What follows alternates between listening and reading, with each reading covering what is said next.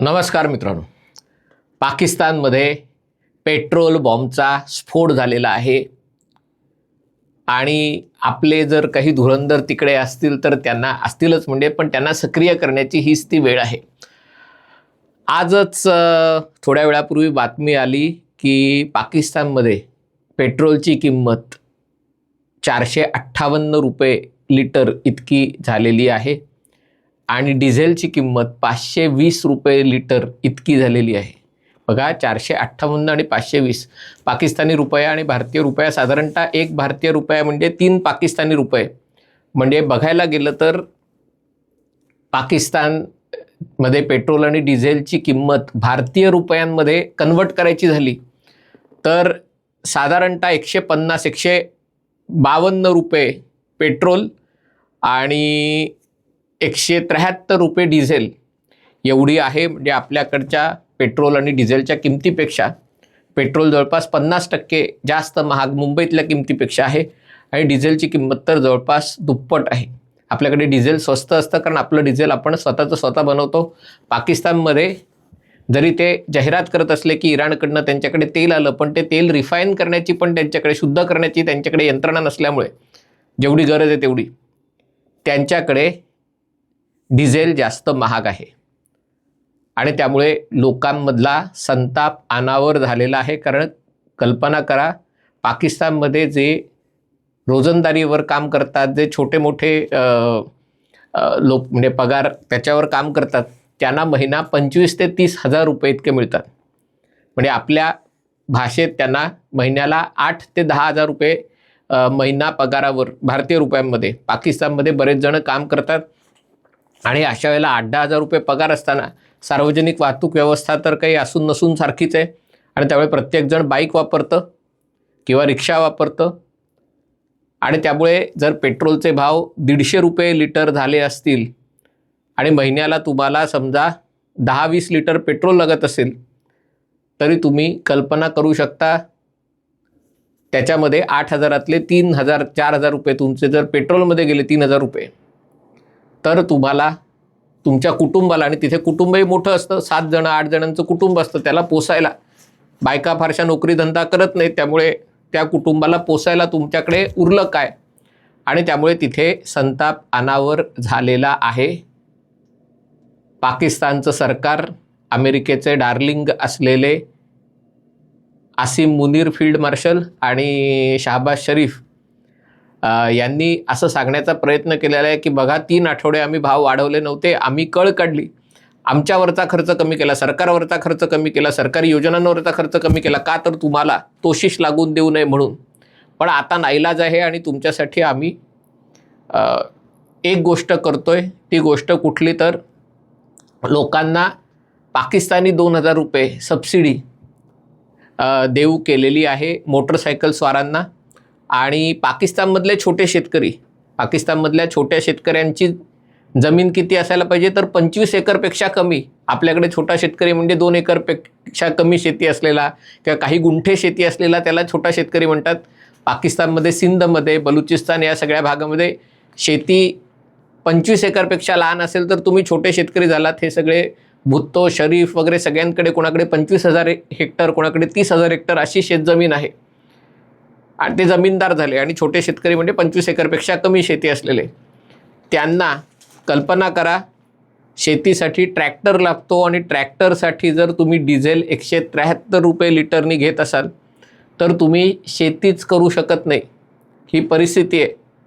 पाण्याचा पंप, पाणी उपसायला, वीज महाग आहे, त्याच्यासाठी जर डिझेलवरचा पंपसेट वापरला तर तुम्ही पाणी पण उपसू शकत नाही, एवढी परिस्थिती आहे.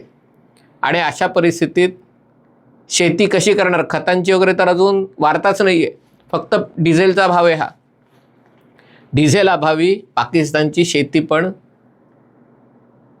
खूप मोठ्या संकटात आहे. त्याच्यातनं भारताने पाणी देणार नाही यासाठी प्रयत्न केलेत. ते भारत पाणी देणार नाही का देईल हे मी याच्यावर बोलत नाही, उगाच तुम्हाला खुश करायला काहीतरी वाटेल ते खोटं मला सांगायचं नाही आहे. माझ्या मते भारत हे जे पाण्याचं शस्त्र आहे ते पाकिस्तानला धमकावायसाठी, घाबरवायसाठी वापरतोय. भारत आंतरराष्ट्रीय कायद्याचा भंग करणार नाही, त्या चौकटीत राहून, नियमात राहूनच भारत वागेल. पण ती भीती, ती टांगती तलवार आहे. जे जर भारतात गरज लागली तर भारत म्हणेल आम्ही आमच्यासाठी वापरलं, अशी गोष्ट होऊ शकते. आणि त्यामुळे चहूबाजूंनी संकटांची मालिका आलेली आहे. एवढंच नाही तर UAE, संयुक्त अरब अमिराती, पाकिस्तानवर प्रचंड नाराज आहे. याचं कारण म्हणजे पाकिस्तान सौदी अरेबियाचा दलाल असल्याप्रमाणे वागतोय, फिरतोय. आणि हे युद्ध सुरू असताना सौदी अरेबियाच्या वतीने त्यांनी इराणवर टीका केली, इराणच्या वतीने त्यांनी इस्रायलवर आणि इतर देशांवर टीका केली. त्या काळामध्ये पाकिस्तानचे नेते सौदी अरेबियाला अनेकदा जाऊन आले.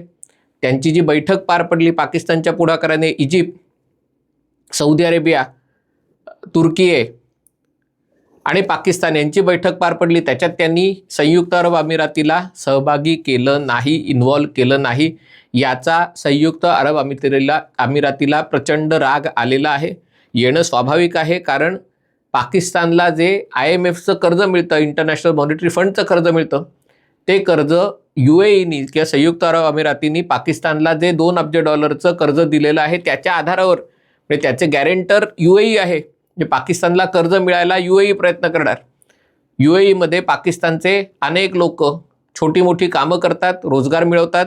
आणि असं असताना जर पाकिस्तान, कारण संयुक्त अरब अमिराती आणि सौदी अरेबिया यांच्यामध्ये शीतयुद्ध आहे, आणि पाकिस्तान सौदी अरेबियाच्या बाजूने जर खेळणार असेल तर तुम्हाला कर्ज कशाला द्यायचं हा प्रश्न संयुक्त अरब अमिरातीने त्यांना उपस्थित केला आहे. आणि त्यामुळे ते जर पैसे त्यांनी परत मागितलेत अशी बातमी आहे, ते जर पैसे परत दिले पाकिस्ताननी $2 अब्ज, तर एकीकडे हे $2 अब्ज आणायचे कुठून हा प्रश्न आहे, दुसरीकडे त्या पैशावर जे कर्ज मिळत होतं ते कर्ज मिळेल की नाही अशी परिस्थिती आहे.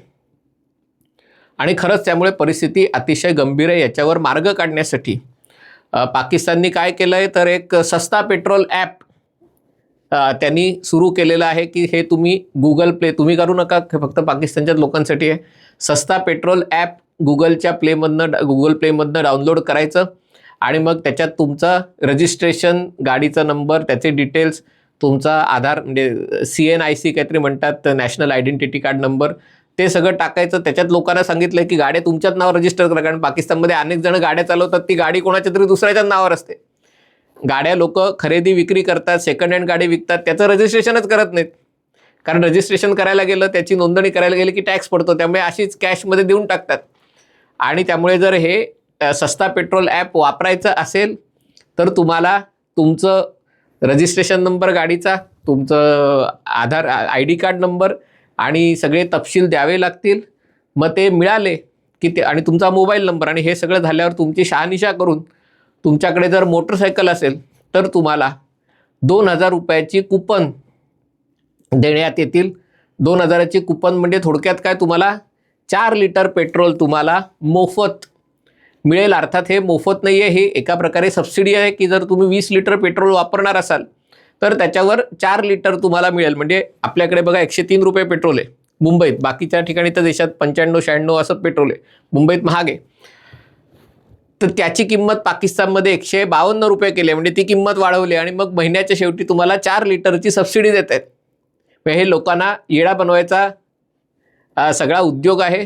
पण काय करणार, भिकाऱ्याकडे दुसरा काही पर्याय नसतो. आणि त्याच्यामुळे मुद्दा असा आहे की आपल्या लोकांना पाकिस्तानमध्ये जे कोणी असतील सक्रिय करण्याची ही वेळ आहे. कारण जेव्हा पाकिस्तान हातात भिकेचा कटोरा घेऊन उभा असतो तेव्हाच पाकिस्तानमधले भ्रष्ट राजकीय नेते, लष्करी अधिकारी, त्यांच्याकडे असलेली गुप्त माहिती इतर देशांना विकतात. धुरंधरमध्ये जे दाखवलं आहे की शेवटी जेव्हा, आता खरं हे करायला हरकत नाही कारण आता बरेच सगळ्यांनी बघितलं असेल असं मला वाटतंय, पण त्याच्यात जेव्हा दाखवतात की पाकिस्तानचा ISI प्रमुख पाकिस्तानच्या अणुबॉम्बबद्दलची जी गुप्त माहिती आहे ती तो इस्रायली लोकांना का अमेरिकन ज्यू लोकांना, पण यहुदी लोकांना म्हणजे विकतो. आणि त्याचं रेकॉर्डिंग आणि हे सगळं भारताकडे असतं. कदाचित ते इस्रायलकडनंच आलेलं असेल, कदाचित कुठून आलं असेल, कल्पना नाही. आणि त्याच्या बदल्यात त्याला जो धुरंधर आहे रणवीर सिंग, त्याला सोडायला भाग पाडलं जातं. ही खरी गोष्ट आहे. म्हणजे अर्थात हे हे हे त्यातला भाग काल्पनिक आहे, धुरंधर वगैरे, पण ही खरी गोष्ट आहे. पाकिस्तानच्या एका निवृत्त होणाऱ्या लष्करी अधिकाऱ्यांनी अशा गोष्टी विकल्या होत्या. जे तालिबानी लोक होते, ज्यांना पाकिस्ताननी सहारा दिला होता, त्यांचाही त्यांना कुठे दडवून ठेवलं आहे ते सगळं पाकिस्ताननी च्या अधिकाऱ्यांशी शेअर केलं होतं. आणि त्यामुळे पाकिस्तानचे लष्करी अधिकारी निवृत्त होऊन जनरली ते अमेरिकेत किंवा ब्रिटनमध्ये निवृत्तीनंतरचं आयुष्य घालवतात. आणि ते निवृत्त होताना आपल्या हातात जी माहिती आहे ती विकून पैसे कमवायचा हा त्यांचा धंदा आहे. आणि हा पैसा का लागतो, तर निवृत्तीनंतर अमेरिकेत राहायचं तर पैसा तर पाहिजेच. आणि त्याच्यामुळे जेव्हा पाकिस्तान अडचणीत असतं तेव्हा अशी माहिती अधिक मोठ्या प्रमाणावर बाहेर येऊ शकते. आणि त्यामुळे आत्ता पाकिस्तान अडचणीत आहे.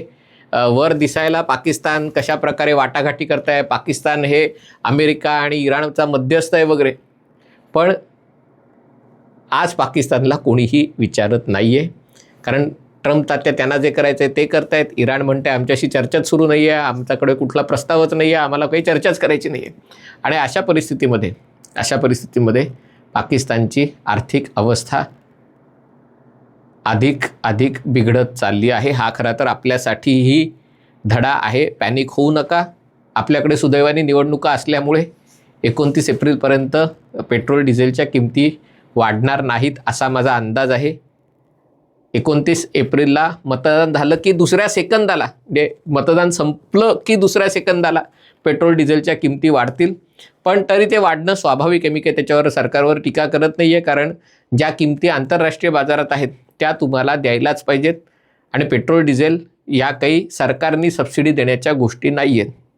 जे गरीब आहेत त्यांना कशाप्रकारे कॉम्पेन्सेट करायचं ते सरकार नंतर बघू शकेल. पण पेट्रोल डिझेलला जर तुम्ही सबसिडी देत बसलात तुमच्या देशाच्या विकासावर परिणाम होतो. आणि त्यामुळे हे जर युद्ध लांबलं तर आपल्याकडेही पेट्रोल डिझेलच्या किमतीत 29 एप्रिलला, कदाचित त्याच्या आधी पण 29 एप्रिलला निश्चितपणे वाढ होऊ शकते.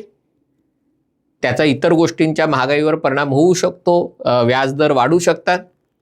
पण एक देश म्हणून अशा कठीण परिस्थितीत आपण एकत्र राहिलं पाहिजे. ही जी सगळी काही अडचणीची परिस्थिती आहे ती पण निघून जाईल. चटके सहन करायची आपल्याला सवय आहे. आणि मध्यमवर्गीयांना तर चटके सहन करणं हे त्यांचं राष्ट्रीय कर्तव्य असतं. आणि त्यामुळे मध्यमवर्गाला तर हे केलंच पाहिजे. आणि त्यामुळे परिस्थितीची जाणीव असणं आवश्यक आहे. पण पाकिस्तानमध्ये जे होतंय ते गंभीर आहे. हे जर युद्ध असंच काही महिने चाललं किंवा युद्ध थांबलं आणि तेलाचे भाव कमी झाले नाही तर आपल्या शेजारी देशांमध्ये अकांत तांडव होणार आहे. हा व्हिडिओ आपल्याला आवडला असेल तर कृपया लाईक करा, शेअर करा आणि चॅनल सबस्क्राईब करायची विनंती आहे. तुर्तास इथेच थांबतो. पाहत रहा MH48.